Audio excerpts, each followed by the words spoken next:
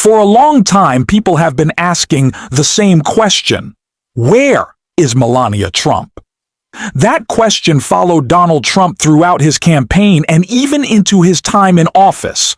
And now it seems we finally have an answer, one that's reportedly quite embarrassing for the former president. According to new reports, Melania has been quietly working behind the scenes on an issue that Donald Trump has repeatedly struggled to handle. And yes, it's connected to the ongoing situation in Ukraine. We'll break down exactly what's happening, what it means politically, and how it ties into Trump's public stance on the war in Ukraine. But before we get into that, don't forget to like this video and subscribe to the channel if you haven't already. Your support really helps us continue producing independent coverage and in-depth analysis. Now, to start things off, let's look at what Senator Chris Murphy had to say about Donald Trump's recent change in position on Ukraine policy. Take a look at this clip right here. Let's turn you to Ukraine. We heard really different rhetoric from President Trump earlier this week about Ukraine's ability to potentially reclaim the land it has since lost to Russia. There's been some speculation among Europeans, though, and David Sanger has a piece in the Times this morning suggesting that they feel like this is actually, though they're grateful for the words, that this is Trump looking for a way out. That as long as the money, as long as the weapons still can be sold to NATO, that's good, but that it's Trump disengaging the United States, particularly from the peace process. Yeah, I mean, if you look at what he said at the UN, it was very careful, right? He said he thinks Ukraine can win with Europe's help, not with the help of the United States. But I also think his Ukraine policy is just who is in the room last.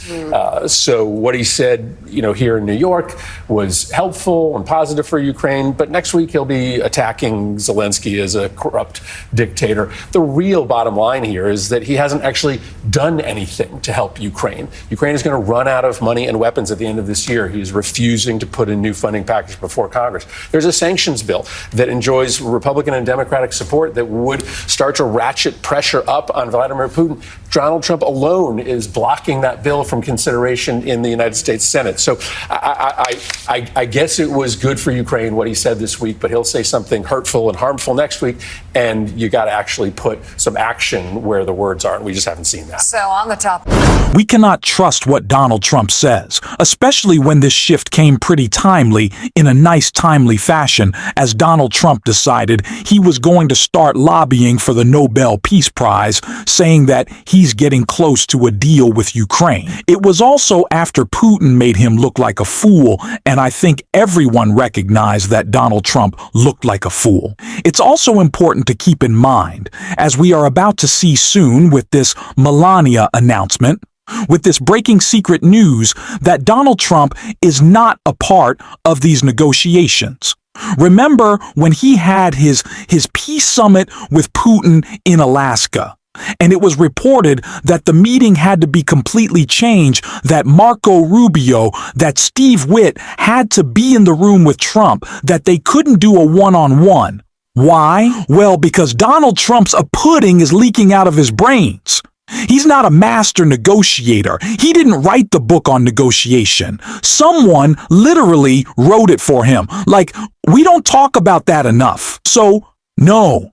Donald Trump is not part of any peace deal that he's going to brag about, and he made that pretty clear. And the post that he made about Ukraine just a few weeks ago, and a clip as well, that's very important context before we get into the Melania humiliation. Donald Trump wrote of Ukraine after getting to know and fully understand the Ukraine-Russia military and economic situation, and after seeing the economic trouble it is causing Russia. I think Ukraine, with the support of the European Union, is in a position to fight and win all of Ukraine back in its original form. With time, patience, and the financial support of Europe, and in particular NATO, the original borders from where the war started is very much an option. Why not? Russia has been fighting aimlessly for 3.5 years. A war that should have taken a real military power less than a week to win. This is not distinguishing Russia. In fact, it is very much making them look like a paper tiger.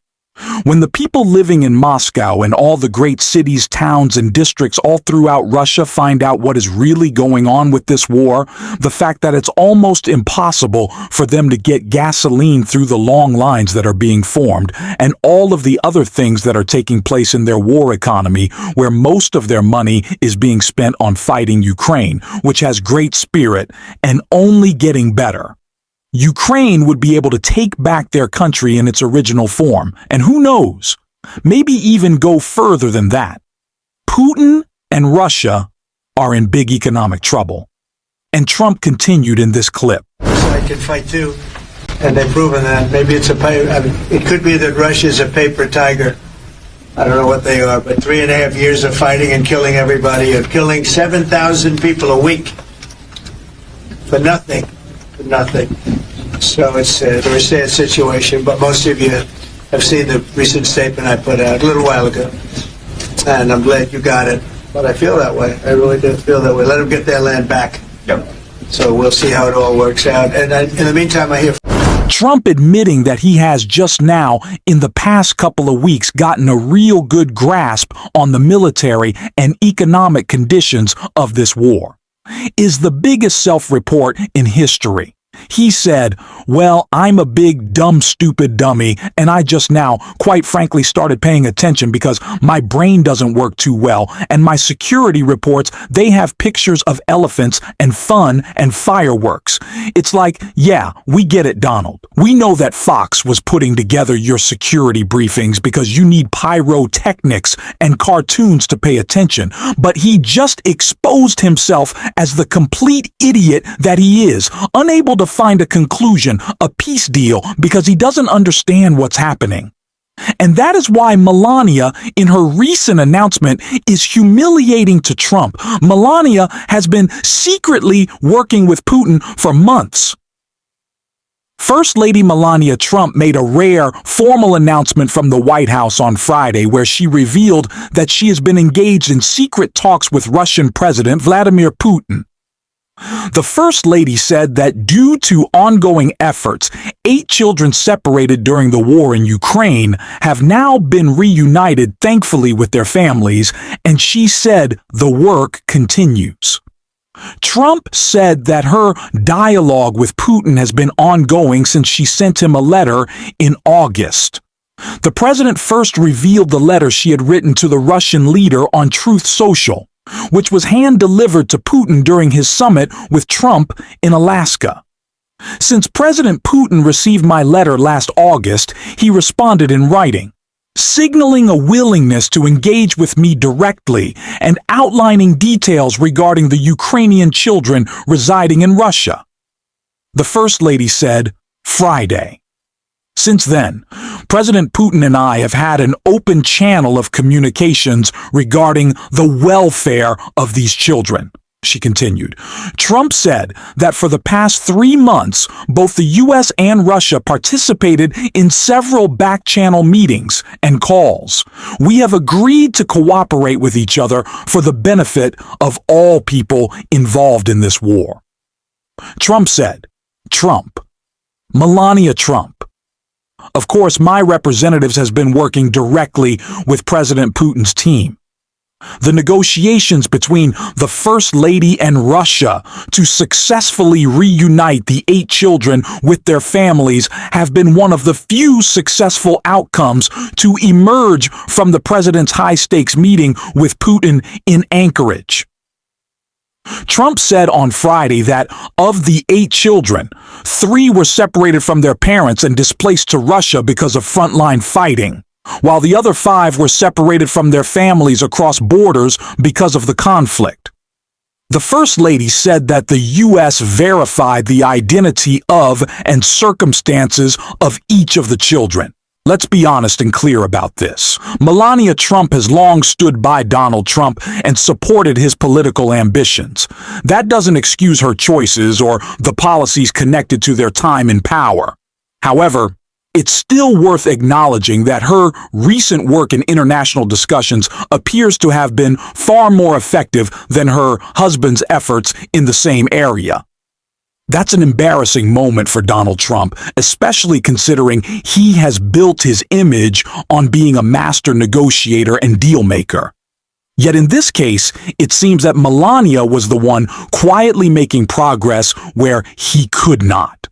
For someone who has spent years claiming he could solve major global conflicts instantly, this contrast is striking. As recent reports suggest, this has not only been politically damaging, but deeply humiliating for Trump, especially after his failed bid for international recognition, such as the Nobel Peace Prize.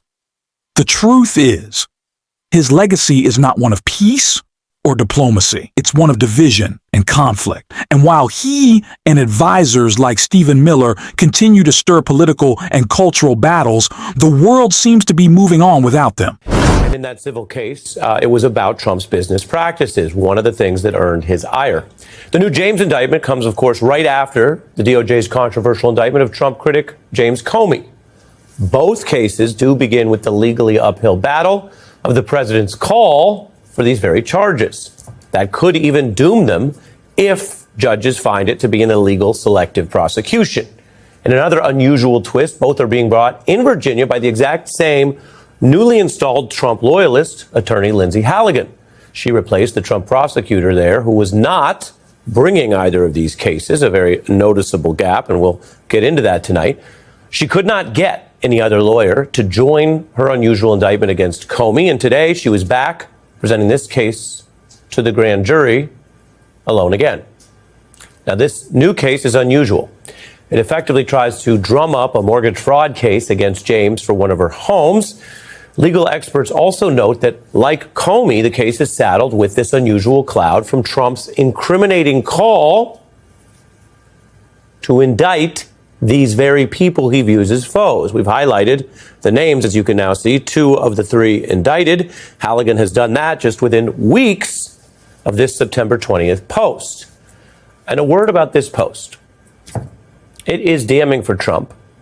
It admits the plot, and it would at least complicate the legal case, the standing of whether judges find it to be valid before any such indictments were filed. In other words, what you see on your screen, what went across the whole internet, is actually against Donald Trump's interest to have his enemies list be pursued, and in his mind, effectively pursued would mean that it passes those early hurdles I'm mentioning, that it doesn't look suspicious to a judge.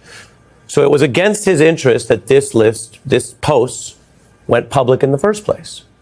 And there's new reporting today suggesting he knew it looked bad. What Donald Trump is doing right now is deeply unpopular, and anyone who values basic human decency should be outraged by it.